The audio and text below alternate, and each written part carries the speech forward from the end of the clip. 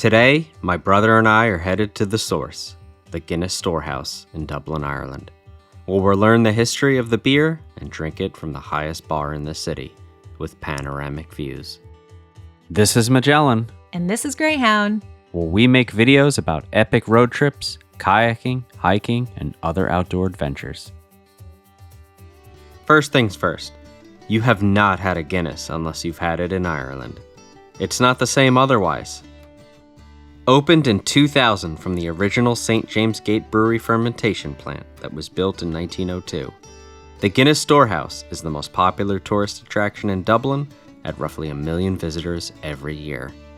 There's a small parking lot nearby that's free, for those wondering, but it seems most people walk here given its location.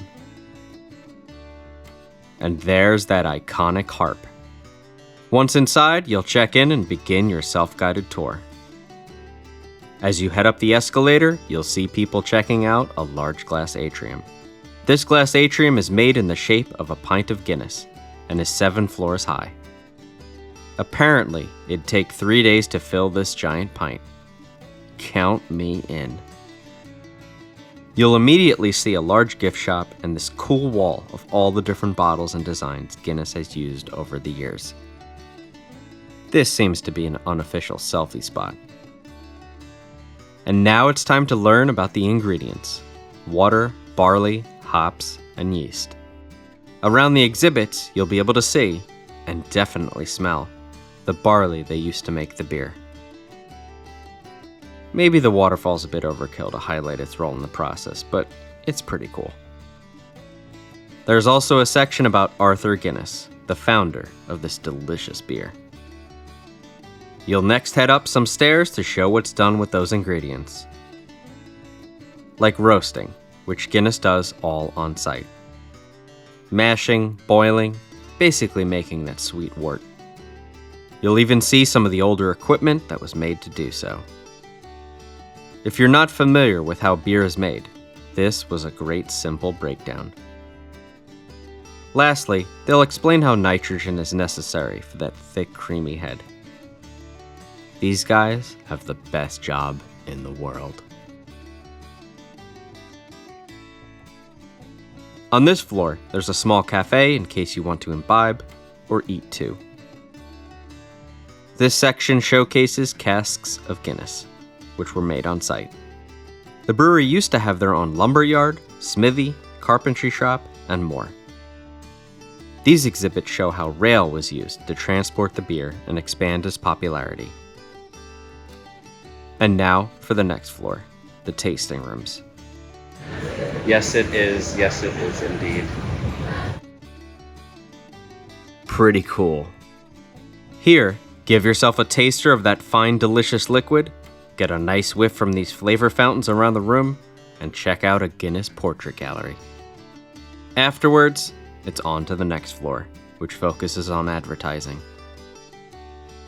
Many people know the harp is a symbol of Ireland, but did you know that it was trademarked by Guinness before Ireland even had a government, which is why the harp had to be turned around on the currency? Crazy. Not only will you learn where you got your strength from, but there's this whistling oyster.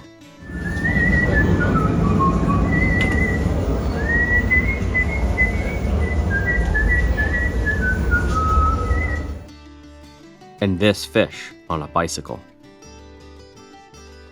The next floor is where you can learn to pour your own pint of Guinness. We were good on that, but as we'll show you up above, it's an interesting process. At this point too, the floors seem to have less and less to see, so on to the next one. This floor is basically a giant beer and food court. There's Arthur's Cafe and Bar, the 1837 bar and brasserie, and a brewer's dining hall. Since we came early in the morning, these weren't opened yet, which is fine because it's never too early for beer. In case you're wondering where you are, here's your sign.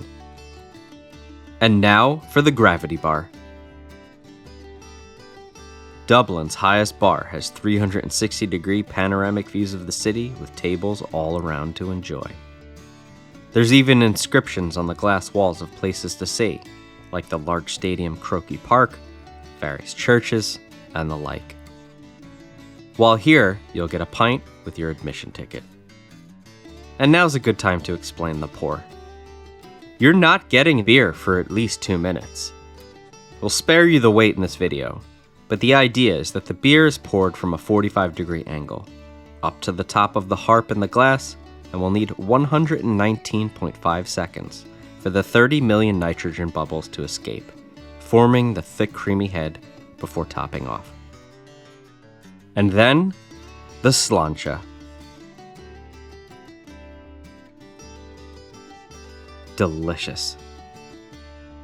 For me, it's been 5 long years before tasting this beautiful, luscious thing. They say it helps with heart disease. They say it has a high iron content. I'd be content with just swimming in it. And that, my friends, is the Guinness Storehouse. Stay tuned for our next stop at the Jeannie Johnston Famine Ship, and be sure to tune in when this trip's all released for a special full-length movie. We'll see you on the trails or in the water.